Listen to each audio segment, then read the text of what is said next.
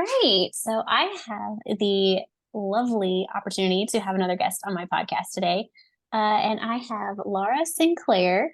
And I can't really define where we met, but I know we've met through networking. And we've had a wonderful mutual friend introduce us to each other. But Laura Sinclair is a beautiful expression of what it is to embrace your brand by going through all the different stages of going from corporate to now being a multi six figure business owner and really just, doing what she is naturally talented at and what she loves to do. And also just being a mom and embracing all the things that come with owning and operating a business and being a mom. And she has dedicated her life's work to teaching women how to grow their businesses and take big leaps into their entrepreneurial dreams through her podcast, her courses, her events. And I'm just so excited to have you on here today, Laura. So thank you so much for being here. Thank you so much for the invite. I always love to talk, so I'm so excited for us to chat today. Yeah, awesome. So I would love for you to kind of just, give us your backstory and a little summary of the things you went through. So you said that you were a corporate dropout Yep. and now you're a multi six figure business owner. So kind of take us through that journey and what that was like for you. Yeah, it definitely isn't without its ups and downs. So for me, I started my career in marketing. I have a marketing background and public relations. And so I did the thing that I was told I was supposed to do growing up. When you go to school, you get a degree, and then you work for somebody else.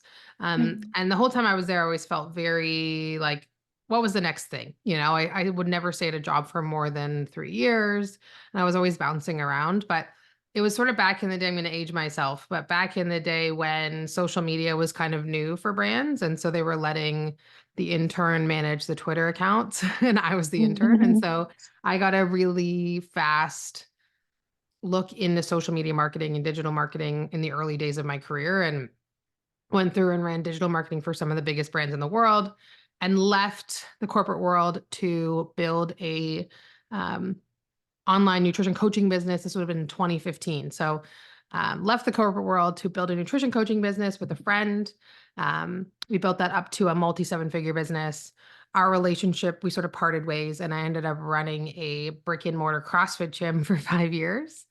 And when the world shut down for 2 weeks out of an abundance of caution, and we all know the rest of that story, I Mm. was 8 weeks pregnant with my now 3-year-old son. And so at the end of 2020, my husband and I were running the gym together. He's also a firefighter. We kind of looked at each other and we're like, do we want to keep doing this? Because our gym had taken a pretty significant hit during COVID. We went from about 220 members to just over 100 members. So financially, it was a pretty major hit. And we were going to have to go back into the business and really kind of go grassroots mode again. And at that point, we had a 3-year-old daughter and a baby. And we kind of looked at each other and we're like, I don't think that we do. And so Mhm. I decided at that point we close our gym, and to kind of merge my two worlds. So my life as a small business owner and doing that for 5 years in the gym, and then the 2 years previous building this online nutrition coaching business, and then really kind of melding it in with some of the reasons why I was successful as an entrepreneur in the first place.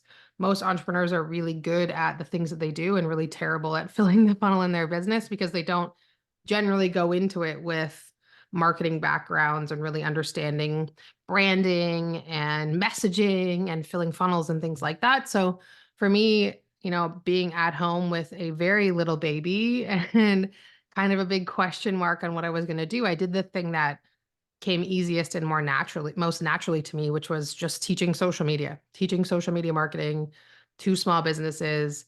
And very quickly, I started to realize that while I was good at that, the thing that I was really passionate about was helping women more top to bottom in their business. So, with boundaries and leadership and taking action, and yes, marketing and filling funnels, but also helping them really step into their truest selves, their authentic self, do work that lights them up, and do it in a way that allows them to have freedom and really build a freedom-centered business. And so the work that I do now is sort of underneath my This Mother Means Business brand, where I support mom entrepreneurs that in the sort of building of their businesses. And I do that through my one-on-one mentorship, I have a mastermind. I just launched a community actually, which is pretty exciting. And just really finding ways to give women the skills that they need to grow their business, but also the community, the accountability and the support and really the camaraderie. Cause I think, Mhm. there's a piece of building a business, mom or not, that's really lonely. But I think sometimes when we throw the motherhood piece in there, which is already inherently a little bit lonely, everything gets cranked up. Yeah, yeah, I agree with that. I love, you sharing your story and just kind of piecing together like what it took you to get from where you had been kind of at that point of what do I do that I enjoy doing, that I'm good at doing, and how do I translate that into a business? I think that's something that a lot of us kind of struggle with. I know Yeah. that was something that as I transitioned about a little over 2 years ago into doing my own business, I looked at what do I already enjoy doing and what am I already good at doing? Because I was like, I can't just reinvent the wheel. I'm not going to go back to school for anything. We had our third child, which was our daughter. And so I didn't want to, kind of start all over in a sense. And I knew that if I'm going to enjoy doing it and doing it from home and kind of putting myself on this pace, that it's going to have to be something that I enjoy doing. Because, like you said, it does feel a little lonely. You're like, I'm doing it all myself. I'm my own boss, which is good and bad because, some days I want to give myself off and not do anything. And then other days I'm like hounding myself, why haven't I got all this done? So, I love that you're sharing kind of about that. So, like where you're at now in operating the business that you have, where you said you're doing a lot of that mentoring and stuff, you know, what do you typically see a lot of that these women are struggling with as being their own CEOs? Yeah, there's a few. I think a lot of it comes down to, well, there's two major ones. One of it comes down to like, being just people pleasing, right? Doing too much for other people, not having clear boundaries, putting energy in the wrong places, twisting yourself in knots unnecessarily, right? Mhm. One of the best examples of that is, I think every single mom running a business or even that just works has been in a situation where, you've got a deadline that you're trying to meet for a client and then one of your kids is sick. It's like, oh, it always Mhm. happens, right? And so instead of taking a moment to say to the client, hey, I'm having this really human experience where my kid is sick, I need to push at our deadline by 48 hours or even a week. We say nothing and then we grind our teeth and get it done even though we're exhausted and pulled in a bunch of different ways. And so none of us are saving lives in our business. We are, unless Mhm. I have a husband who's a first responder, so like he actually saves people's lives. I don't, and anyone that's in service isn't either. And so I think sometimes we forget that we are human and that you're allowed to be human and have a Mhm. human moment. So that would be one. And then the other one, I think, is just not being bold enough to ask for what it is that you actually want in the world. And whether that's asking for the introduction to be on a podcast, to even just creating the thing that you want to create, right? We tell ourselves so many stories about why we should or shouldn't or can and cannot do something. That inner critic can be really loud. And so for me, it's either one of those two things or sometimes both, right? It's that people pleasing piece with that where we really just sacrifice ourselves, put ourselves last, or the piece Mhm. just around not being ready or willing to push through some of the fear that comes up around entrepreneurship. Yeah, yeah, those I definitely agree with both of those that are two really like major hangups that we often deal with, or sometimes we don't deal with in some of the best ways. And I have noticed, like, even in my own business, when I'm upfront with my clients or when I know them on a more personal level, it's easier to make that ask of, Yeah. I have something going on. I need to push off this date. Whereas if you're not well acquainted with them, maybe they came through a funnel, you haven't really got acquainted with them, you've just kind of been in community with them and they want you to do this job for them or project, then it's like, I don't know if I know them that well and I don't want to seem unprofessional, you Yeah. know, where I don't feel like it's too unprofessional of you to say, hey, all of this, and let just take that time to explain these things are going on, like you got a broken leg. I've got this other stuff going Yeah. on. I'm running a little bit late. I've had to tell people, and I acknowledge when anybody comes to me and says, I can't make this call. I have this going on. And they're like, I am so, so sorry. I was like, don't apologize. It's Yeah. okay because I have had to do the same thing. And thank you for taking that time to tell me because then I'm not on a call with them and they're trying to juggle this and that because they felt bad about, not wanting to cancel or to reschedule or something. So, acknowledging that human moment where we have something going on and we can't give our full attention or we're unable to complete a project on a certain time. I just think that makes us more real, more relatable. Yeah. Um, and I think it even adds to that credibility of, oh, instead of hearing nothing and not receiving what I was expecting, even though I was given an excuse or a reason as to why it wasn't going to be on time, they negotiated that with me. I think there's a lot of value in doing that. And even touching on the second piece that you were talking about, can you kind of maybe relate to that in any experiences that you've had in that Yeah. area?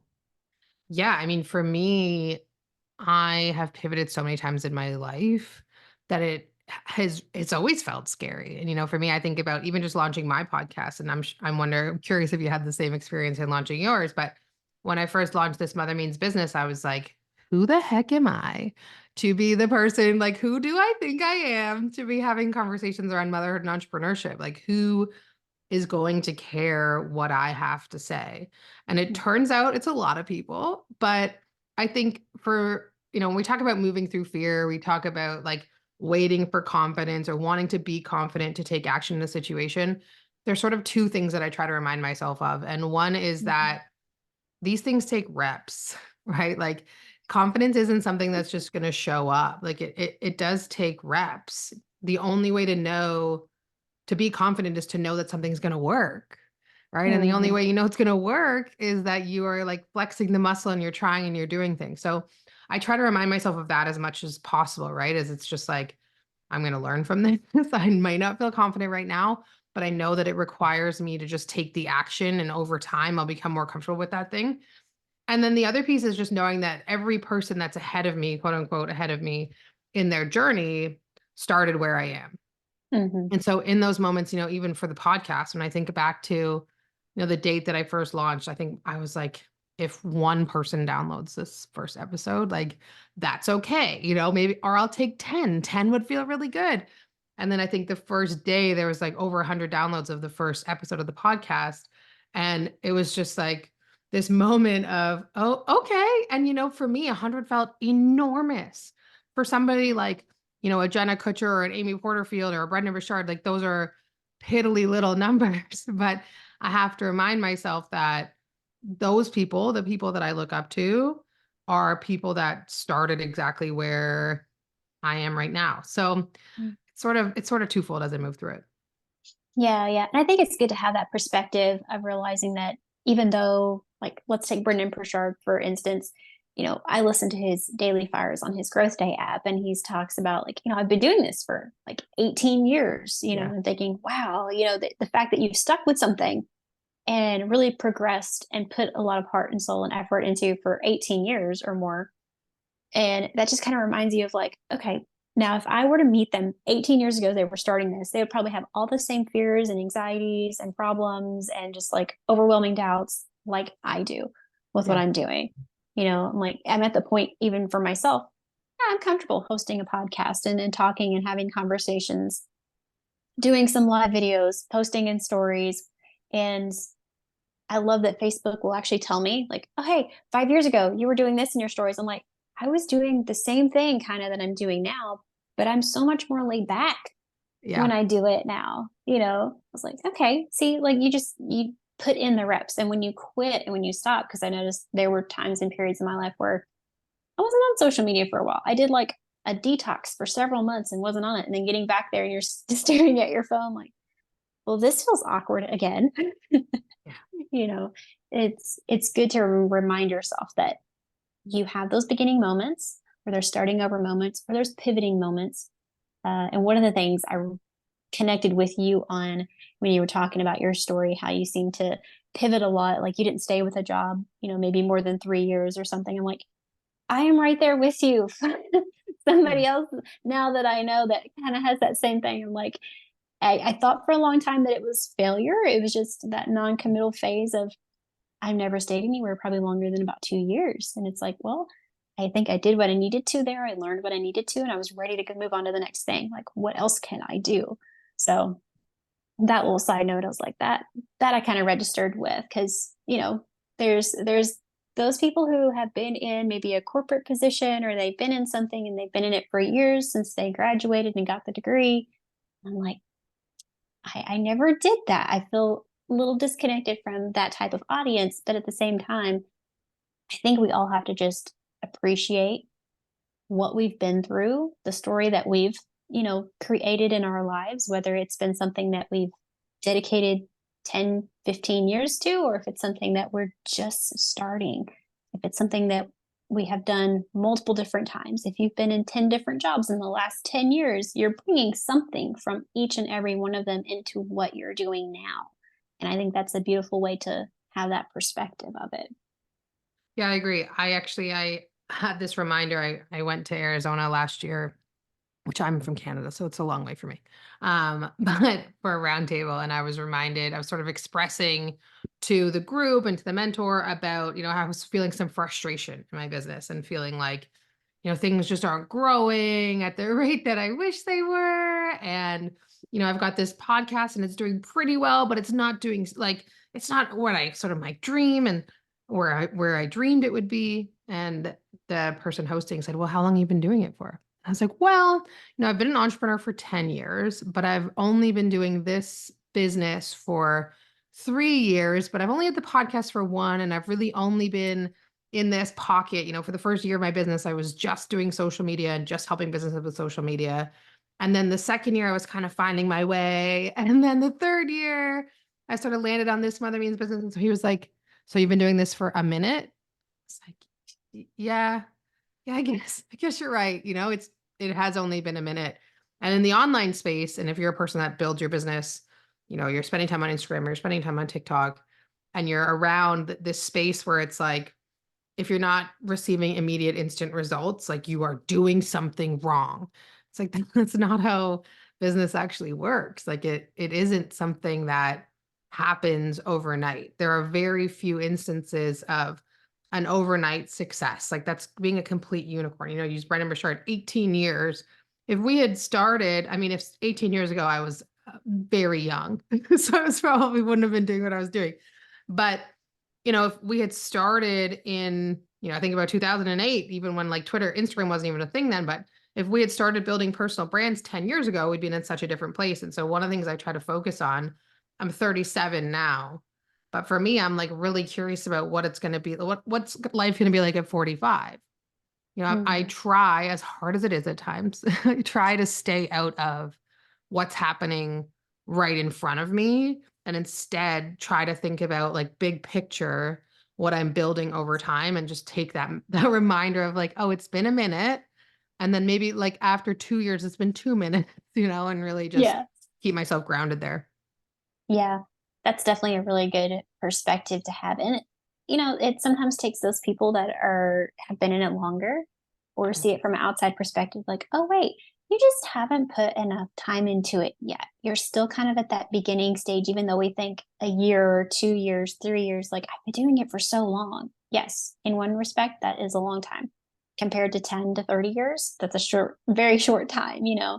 Um, but I do think we need that gentle reminder of, uh, you know, there's not that instant success. I think if you had that instant success, you would expect it to happen every time. And then when it didn't, you'd just be totally discouraged and ready to walk away from it.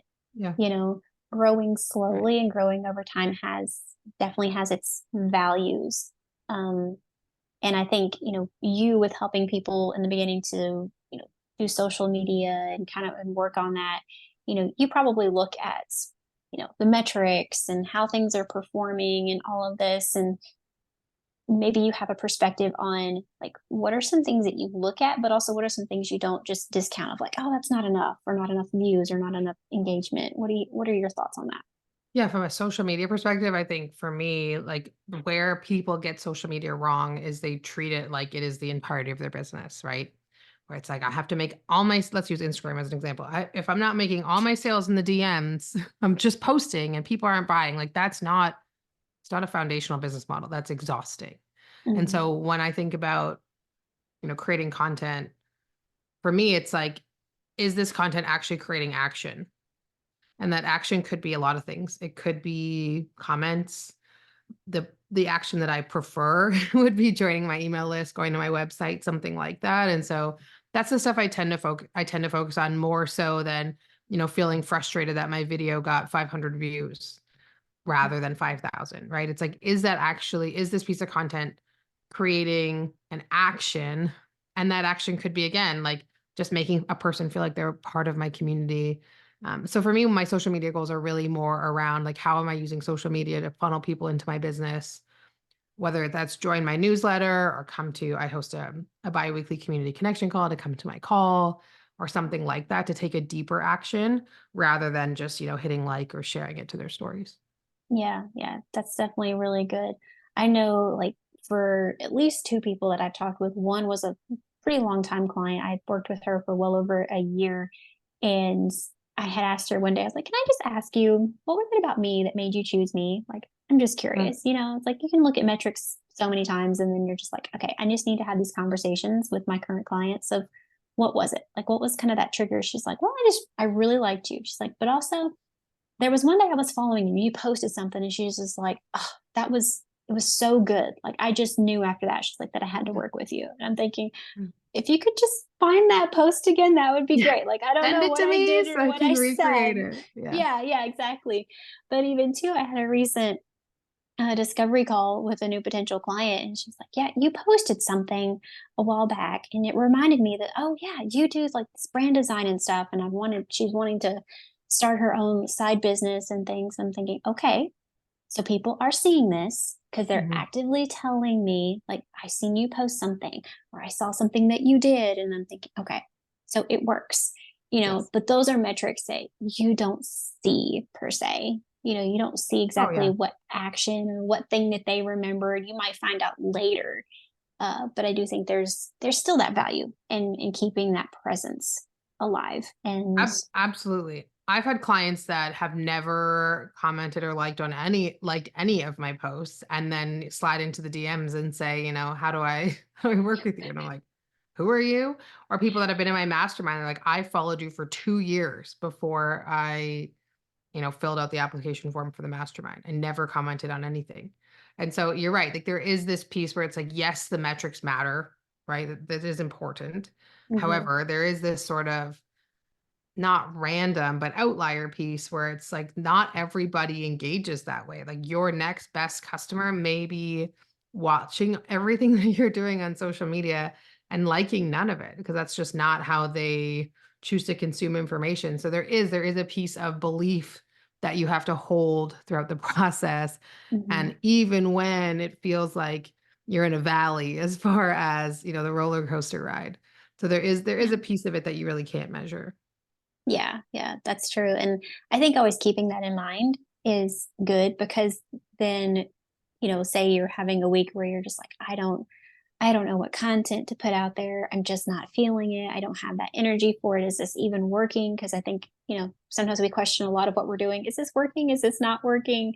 Like those types of results, we don't have a way to really measure those. We don't actively see those, but they're still valuable. And I think that this is where I like to even work with my clients and explain to them of having that good energy with the content that you put out means more per se than just the content that you Mm. put out. Forcing yourself to create a lot of things and to post a lot of things and hoping to get lots of views and different, vanity metrics per se is going to drain more of your energy and not actually help you attract and connect with those that are just watching. They're just watching and waiting, and I don't know if you feel the same way on this with the whole energy perspective of it, but I really noticed that that's something I've seen trending with a lot of people paying more attention to, and I like to kind of push people in that directions, clients or friends, like do marketing that you really enjoy Yeah. because that's what people are going to gravitate to. Like everybody that I've ever watched influencer wise or successful business owner, I feel like when you can see them lit up by their content that they're putting out there, that makes such a difference. Absolutely. It's also, from a small business owner perspective, or if we think about like content creators, that's their job. Small business owners, you could argue that it's your job to create content, but usually we have a million other things to do. And if you try to overcomplicate marketing too much, or you try to create content that you feel like you're creating because you have to, you're probably not going to stick with it anyway. Right. And so finding a way to show up, a way to create that is exciting for you, even if it's not what's quote unquote doing well on a platform, right? You just Hmm. do what feels best for you, because it's all a long game, right? Like you can try to figure out the algorithm, or right now it's those sort of like 7-second B-roll videos with text over top on Instagram that seem to do well. Like I don't enjoy creating that kind of content. I'd much rather just talk.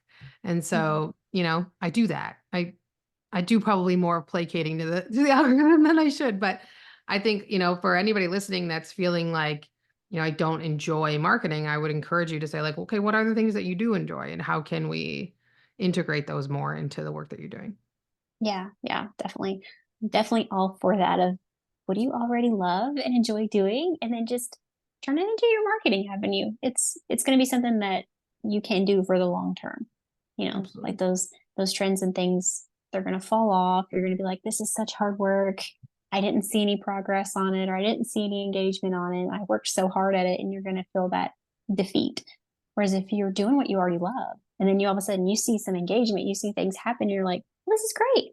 I actually can keep doing what I love to do. So, I think that's really, really important. And, I appreciate you just sharing a lot of your story, a lot of your own personal knowledge and insight, both with, your journey of being a CEO and going from corporate to owning your own business. And I would love for you to share anything that you have going on right now. I know you said you started a community.